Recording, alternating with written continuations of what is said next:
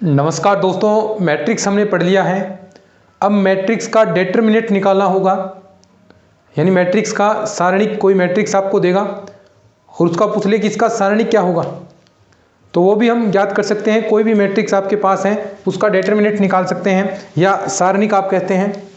Topic अपना determinant, और बहुत इंपॉर्टेंट है भैया सारणिक। कम से कम 1 या 2 क्वेश्चन यहाँ से पूछे जाते हैं।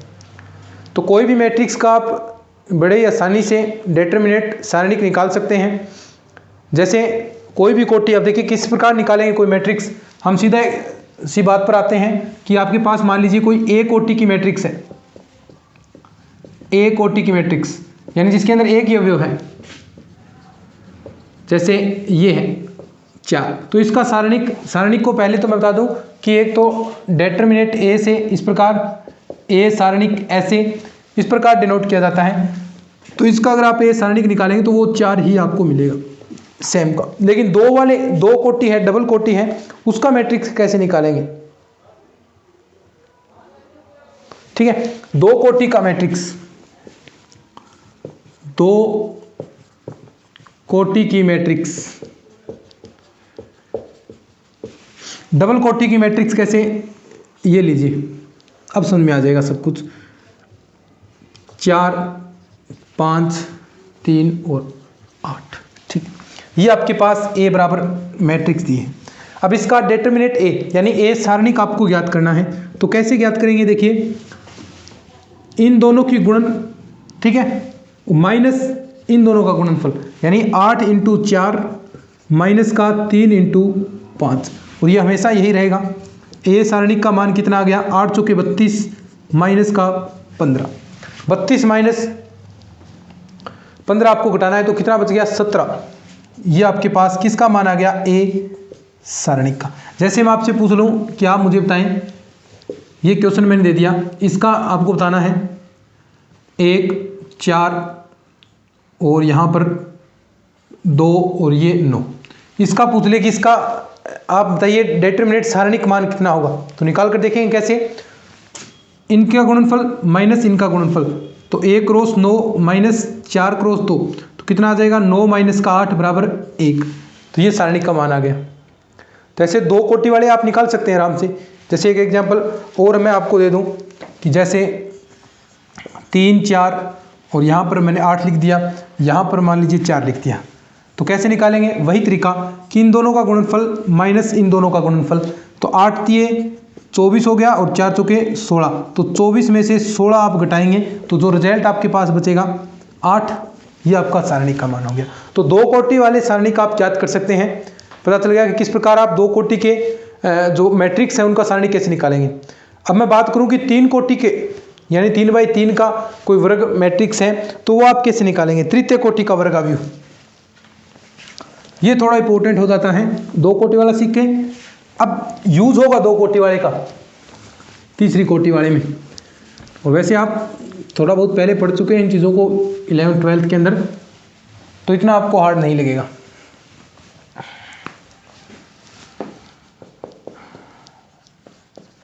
तीन कोटि के मैट्रिक्स,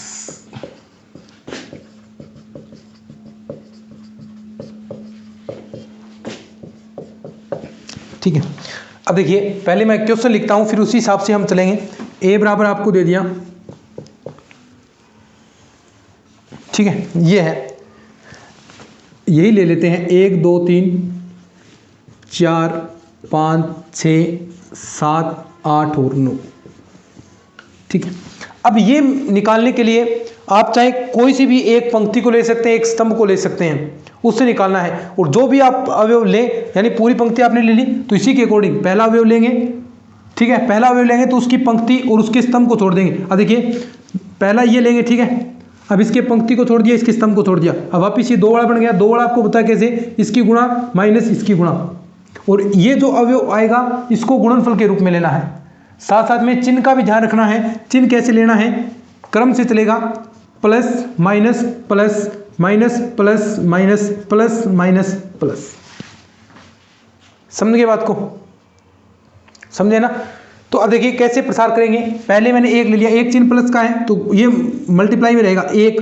अब इसके पंक्ति को छोड़ दिया, इसके स्तंभ को छोड़ दिया।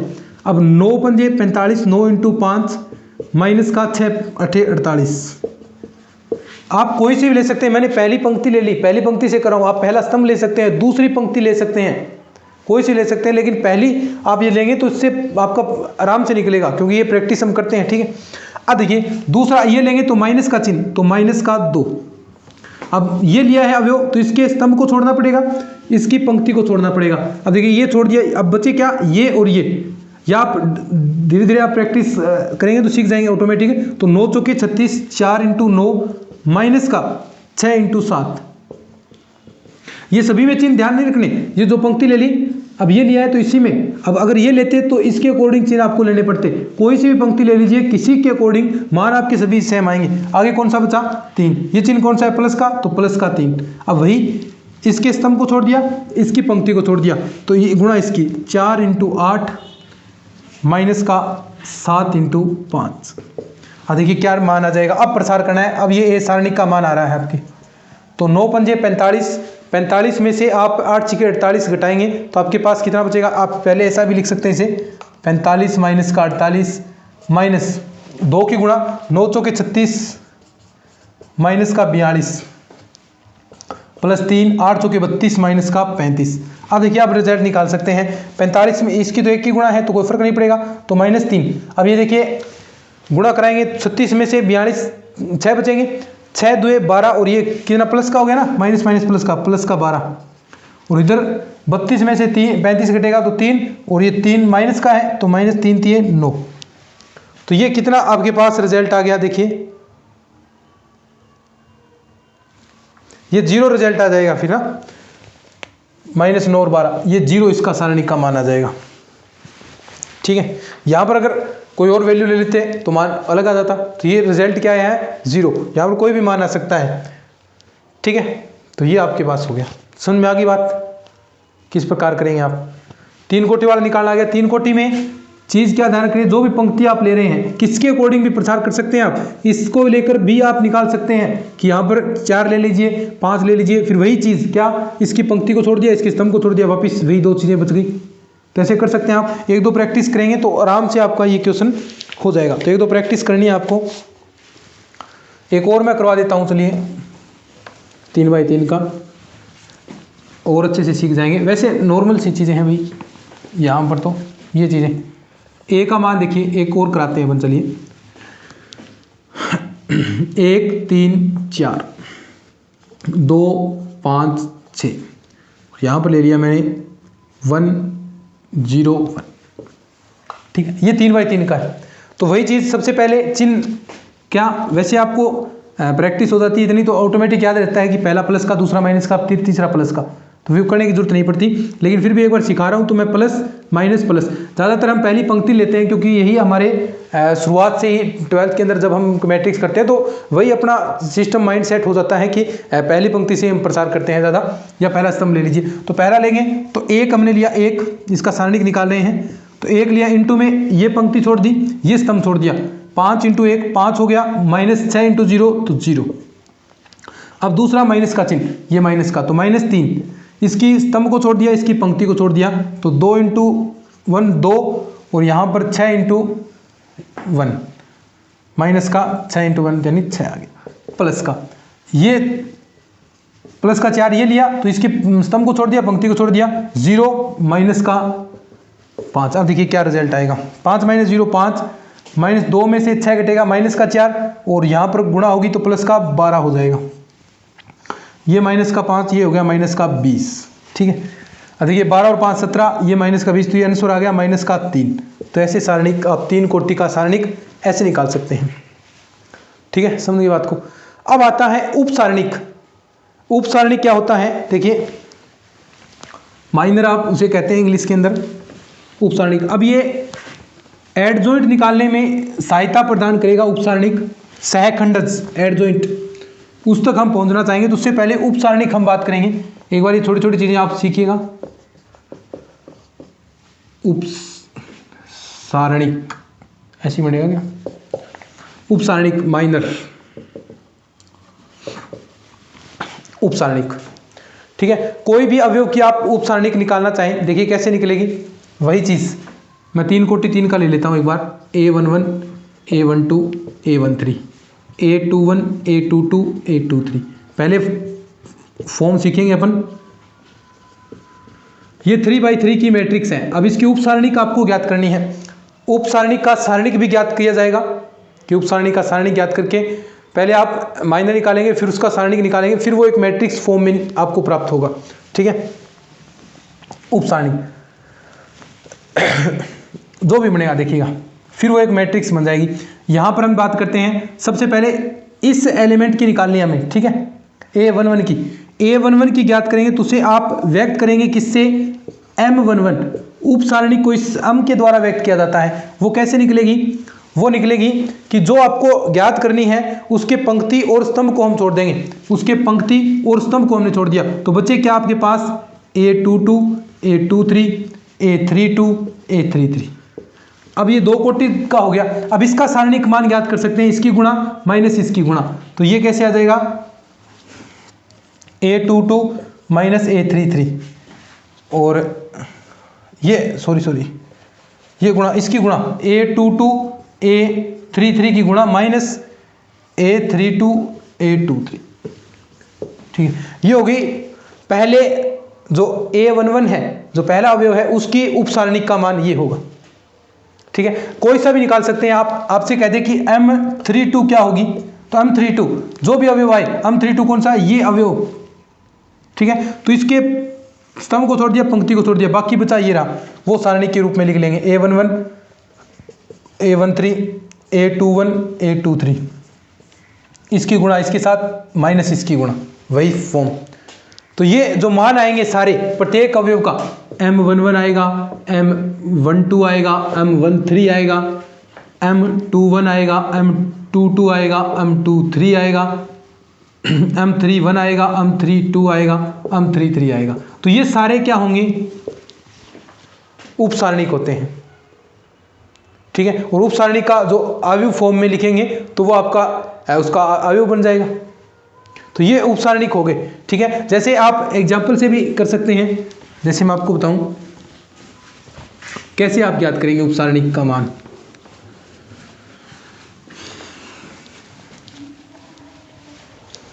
जैसे एग्जाम्पल है आपके पास, ऐसे पूछ ले आपसे कि ज्ञात करना है 1 2 3,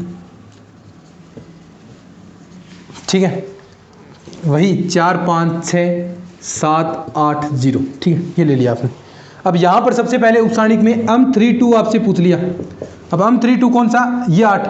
अब वो हम सारणिक निकाले थे तो 8 को साथ में ले रहे थे ना, वो नहीं, इसमें इसकी पंक्ति को और इसकी पंक्ति और इसके स्तंभ को छोड़ दो, बाकी क्या बचा, 1 3, यही तो बचेगा, 4 और 6। अब इसका सारणिक का मान निकालो। सारणिक का मान 6 माइनस का 12, तो ये कितना आ गया, माइनस का 6। ठीक है, आपसे पूछ रहे M31, तो ये, तो इसकी पंक्ति को छोड़ दिया, इसके स्तंभ को छोड़ दिया, क्या बचा, 2 3 5 6, वही गुणा करेंगे, 6 2 12 माइनस का 15, कितना, माइनस का 3। तो ये उपसारणिक होते हैं सारे, इस तरह मान निकालेंगे अपन। ठीक है, और फिर इनको एक मैट्रिक्स की फॉर्म में लिख देंगे तो उपसारणिक की मैट्रिक्स हो जाएगी। तो ये हो गया उपसारणिक, समझ में आ गया। ऐसे उपसारणिक याद करते हैं। अब होगी सहखंड। अब देखिए इसमें ही थोड़ा चेंज हमें करना है। सहखंड, कोफैक्टर। कोफैक्टर कैसे, इसे C द्वारा व्यक्त किया जाता है। अब C IJ, या IJ का मतलब कुछ भी वैल्यू रख सकते हैं, वो होगा -1 की पावर I + J और MIJ। समझ में आया क्या, यानी सिर्फ इतना है MIJ। अब MIJ गुणा होगी और माइनस चिन्ह का ही फर्क आएगा। कोफैक्टर निकालेंगे, कोफैक्टर माइनस का चिन्ह कहाँ आएगा। अब देखिए I + J का मान अगर सम रहता है, दोनों का मान सम रहेगा, तो ये -1 की स्क्वायर होगी, -1 की पावर 4 होगी, तो सम संख्या होगी तो वो क्या होगा, 1 ही होगा प्लस का। यहाँ अगर विषम संख्या आती है तो वो क्या होगा, माइनस का मान देगा। तो सीधा से आप निकाल सकते हैं यहाँ से सीधा ये M का मान ज्ञात करने के बाद ये M के मान आ गए। अब जो विषम बन रहा है, अब देखिए M32 विषम बन रहा है। अब इसका आपको C32 निकालना है, तो C32 कैसे निकलेगा, अब इनका योग जोड़ दो, 5 5 आ रहा है ना, विषम है तो विषम आ रहा है, वहां पर माइनस लगा दो, विषम चिन्ह माइनस, तो माइनस पहले से ही है, माइनस माइनस प्लस का 6। सहखंड तो जो हमने उप सारणिक निकाला वो माइनस आया, लेकिन इसके को फैक्टर निकाल रहे हैं तो वो प्लस का 6 होगा। और जहां पर देखिए हमने एक ये निकाला m31, ठीक है। अब इसकी एक शॉर्ट ट्रिक भी आपको बताऊंगा, ये चीज़ें एक बार सिखा रहा हूँ। m31, अब देखो 3 और 1 4 सम है तो सम में प्लस रहेगा, तो वो चिन्ह जैसा मान है तो इसका C31 निकालेंगे तो वो वापस जो m31 था वही मान आ जाएगा, माइनस का 3 चिन्ह रहेगा। तो जहाँ सम संख्या है वहाँ प्लस का ही चीज़ रहेगी, प्लस का चिन्ह होगा, और जहाँ विषम संख्या है वहाँ पर माइनस लगाना है, ठीक है। तो इस प्रकार जो आपको प्राप्त होगा उसे एक मैट्रिक्स फॉर्म में लिख लेना। अब ये सारे अवयव प्राप्त हो रहे हैं ना, m32 हो गया, इस प्रकार m11 भी प्राप्त हुआ, उसको आप सारे इस प्रकार लिख लेंगे m11। अब m11 बताइए मुझे, सम संख्या है तो प्लस का आएगा। m12 क्या है, विषम है तो आगे माइनस का चिन्ह लगा दो। m13 ये क्या है, सम है तो प्लस का। m21 विषम है तो माइनस का। m22 प्लस सम है, m23 विषम है तो माइनस का। m31 सम है, m32 क्या है, विषम तो माइनस का। m33 सम है, तो ये क्या आ जाएगी, एक मैट्रिक्स के फॉर्म में आ गई, ठीक है। अब इसके बाद एक चीज आती है एडजॉइंट, सहखंडस।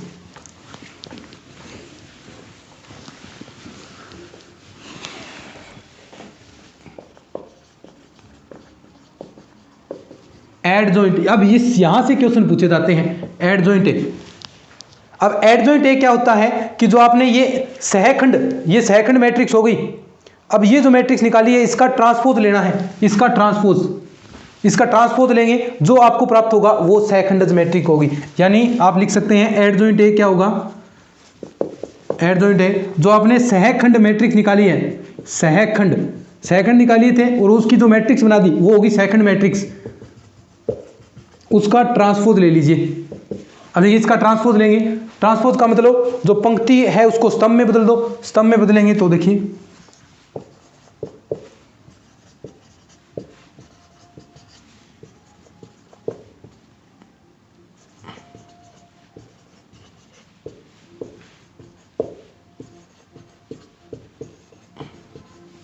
ये क्या आ गई आपके पास, एडजॉइंट ए आ गया, ये सहखंडज मैट्रिक्स हो गई। सारी चीज समझ में आ गई। अब देखिए सहखंडज मैट्रिक्स कितना हो गया आपका, कितना बड़ा हो गया। पहले आपको उप सारणिक निकालनी, फिर उसके बाद में को फैक्टर उसके निकालने, यानी उप सारणिक में जो मान निकाले हैं, जो सम संख्या है वो तो प्लस वाली रहेगी और विषम संख्या है उसमें माइनस का गुणा कर देंगे, और फिर उसके बाद जो मैट्रिक्स प्राप्त होगी उसका ट्रांसपोज। एक मैं आपको एग्जाम्पल करवाता हूँ, फिर देखिएगा। सीधी मैट्रिक्स दे दी, अब समझ में आ जाएगी सारी चीजें।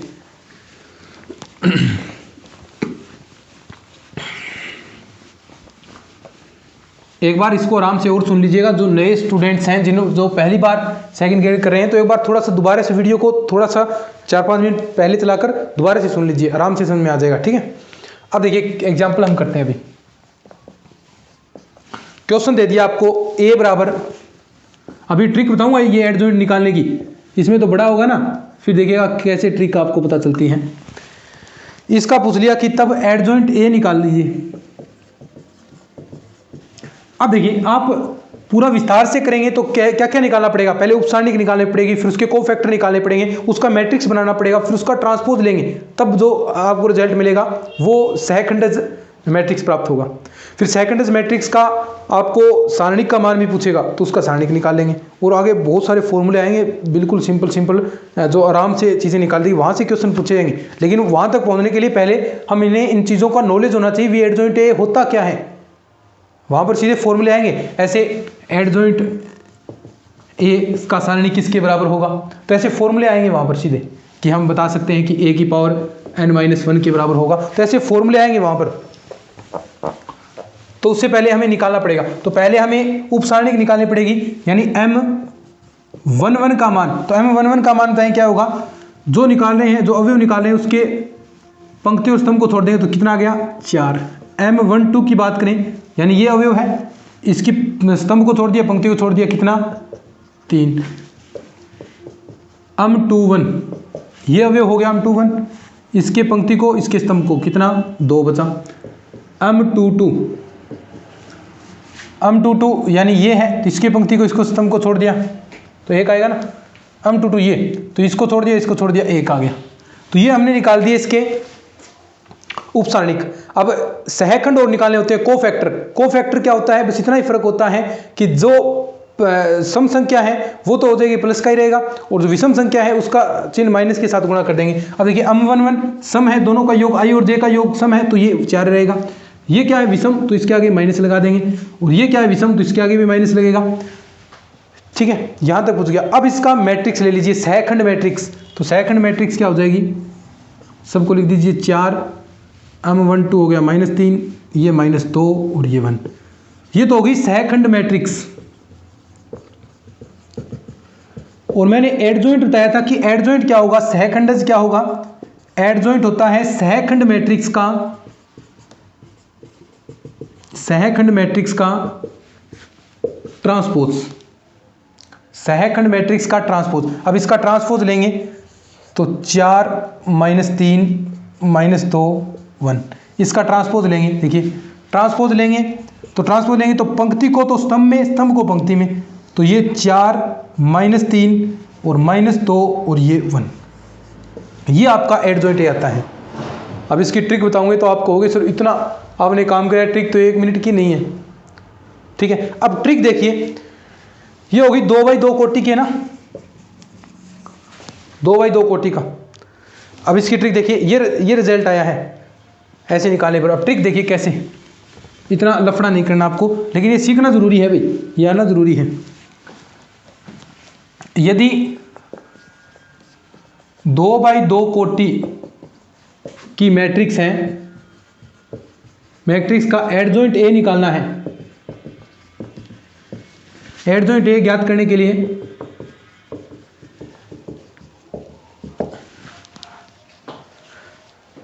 इनका तो आप क्रम बदल दो, ये जो है ना ये है, इनका तो क्रम बदल दो आपस में, 1 को 4 की जगह, 4 को 1 की जगह, और ये 2 हैं, इनका चिन्ह बदल दो, जो प्लस का है उसे माइनस का कर दो, माइनस का उसे प्लस का कर दो। अब देखो मैं क्रम बदलता हूं, तो एडजॉइंट ए देखिए क्या होगा, क्रम बदलता हूं, 4 को 1 की जगह तो 4 आ गया, और 1 को यहां पर, इनका चिन्ह बदलना है, तो ये प्लस का है तो ये माइनस का हो गया, ये भी प्लस का तो माइनस का, ये एडजॉइंट ए आ गया। और देखो क्या आंसर यही है क्या, देखो 4 -2 -3 1, बोलो कितना सिंपल है, कुछ नहीं करना। जो ये शुरुआती है इनका तो क्रम बदल दो, यानी 1 को 4 की जगह, 4 को 1 की जगह, इनका चिन्ह बदल दो, बस कुछ नहीं, चिन्ह नहीं परिवर्तित करना, इनका क्रम नहीं बदलना। 2-4 बार प्रैक्टिस करेंगे, जैसे मैं बोल दूं कि आप इसका निकाल कर बताएं मुझे।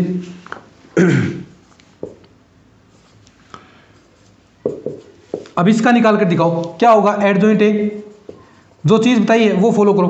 क्या, इनका तो क्रम बदल दो, 3 को 10 की जगह, 10 को 3 की जगह, तो 10 3 आ गया। इनका चिन्ह बदल दो, तो चिन्ह बदलेंगे तो 6 को -6 -9, वैसे निकाल कर देख लो चाहे। जैसे क्वेश्चन एक और देता हूं आपको, 3x3 कोटि का अलग तरीके से निकलेगा ना, दोनों फॉर्मूले आपको याद रखने, ज्यादा 3x3 का इंपॉर्टेंट होता है भाई एडजॉइंट ए निकालना। अगर वो प्रोसेस 3x3 के अंदर जो अभी हमने कोफैक्टर निकाली है, हम 12th के अंदर करते थे ऐसे, 12th के अंदर हम ऐसे ही निकालते थे, उपसारणिक निकालते थे, फिर जहाँ जो सम संख्या थी वहाँ पर प्लस ले लेते, और जहाँ विषम संख्या माइनस, फिर उनका मैट्रिक्स बनाकर उसका ट्रांसपोज लेंगे। ट्रांसपोज यानी पंक्तियों को संख्याओं को स्तंभों में, पंक्तियाँ हैं उनको स्तंभों में, स्तंभों को पंक्तियों में, तो वो एडजॉइंट हो जाता था। ऐसी प्रोसेस हम करते थे, उसके हमें नंबर मिलते थे, 5 नंबर का आता था, 3 नंबर का क्वेश्चन आता था। लेकिन सेकंड ग्रेड के अंदर ऐसे करेंगे तो एक ही क्वेश्चन होगा भाई, 7-8 मिनट के अंदर एक क्वेश्चन होगा, तो ऐसा नहीं, तो कुछ ट्रिक्स बनानी पड़ती हैं, कुछ चीज़ें आपके लिए मेहनत करनी पड़ती है, तब जाकर ये चीज़ें बनती है, तो ये थोड़ा सा आप ध्यान में रखेंगे। अब देखिए एक क्वेश्चन और देता हूँ मैं, फिर 3x3 का हम नेक्स्ट क्लास के अंदर कर लेंगे। देखिए -3 ये 2 हो गया, माइनस का 4 और ये 5 हो गया। अब इसका आपको एडजॉइंट ए निकालना है। कल क्लास आई तब तक ये 2x2 का तो आपको सीख जाना चाहिए, अच्छे से 2-4 बार प्रैक्टिस कीजिएगा। अब देखो क्या क्या कहा था मैंने, प्रैक्टिस करेंगे तभी याद रहेगा, प्रैक्टिस करोगे तभी याद रहेगा। जितनी बार क्वेश्चन निकालोगे उतना ही ज़्यादा ये फॉर्मूला दिमाग में फिट होगा। 1-2 बार निकालने से समझ सबको आ जाता है, समझ ऐसी कोई चीज़ नहीं है जो समझ में न आएगी क्लास के अंदर, लेकिन ज़रूरी क्या है एग्जाम की दृष्टि से उसे याद रखना, समझ में आना ज़रूरी है, लेकिन उतना ज़रूरी नहीं है जितना आप याद रख सकोगे। अब इन चीज़ों को याद रखेंगे तभी काम आएगी। अब एग्जाम के अंदर ये चीज़ें याद ही नहीं आ रही तो समझने का मतलब क्या बना। तो ये चीज़ें उतनी ज़रूरी हैं जितने समझ रहे हैं उतनी ज़रूरी याद भी रखना है। तो याद कैसे रहेगी, मैथ प्रैक्टिस करेंगे। अब इसको ही अगर आपने यही लग गया अभी सिंपल सी चीज़ है लेकिन भूल जाएंगे, सिंपल सी चीज़ है भूल जाएंगे, लेकिन इसको याद रखने का तरीका 5-7 बार प्रैक्टिस कर लो, 15-20 बार ऐसा क्वेश्चन कर लो, दिमाग में फिट हो जाएगा। फिर 2-4 दिन बाद एक बार और कर लो, तब जाकर ये चीज़ें याद रहती हैं। अब फॉर्मूले ये पिछले साल मैंने पढ़ाया था लेकिन फिर भी ये मेरे याद था, तो ये वजह यही है कि इतनी प्रैक्टिस कर ली हमने याद करने की। और बहुत सारे विद्यार्थी ऐसे उनको याद भी है, वो प्रैक्टिस पर डिपेंड करता है। अब एक बार पढ़ा तो किसी को भी याद नहीं रहता, जितनी ज़्यादा प्रैक्टिस करोगे उतने ही ज़्यादा मैथ के अंदर याद रहेगी चीज़ें। अब क्या काम है मैंने, इनका तो क्रम बदलना है, ऐसे 2-4 बार खुद करेंगे ना, इनका क्रम बदल दो, इनका चिन्ह बदल दो। क्रम बदलेंगे तो 5 को यहाँ -3 यहाँ, अब चिन्ह बदलेंगे, ये 2 है प्लस का तो ये माइनस का हो जाएगा, ये माइनस का 4 है तो ये प्लस का 4 हो जाएगा, ये एडजॉइंट आ गया। ठीक है, तो आज की क्लास में हम इतना ही पढ़ेंगे। बहुत अच्छी क्लास थी ये, बहुत इंपॉर्टेंट महत्वपूर्ण क्लास थी डिटरमिनेंट्स की। आगे बहुत सारी महत्वपूर्ण चीज़ें इसके अंदर आएंगी जो एग्जाम के अंदर सीधे क्वेश्चन लेकर आएंगी। तो हम पढ़ेंगे आराम से। इन क्लासेस को शेयर क्या करें, सपोर्ट क्या करें। अगर अच्छी लग रही हैं, यकीनन आपको अच्छी लग रही हैं, तो शेयर ज़रूर करें भी अपने दोस्तों के साथ। चलिए आज की इस वीडियो में इतना ही।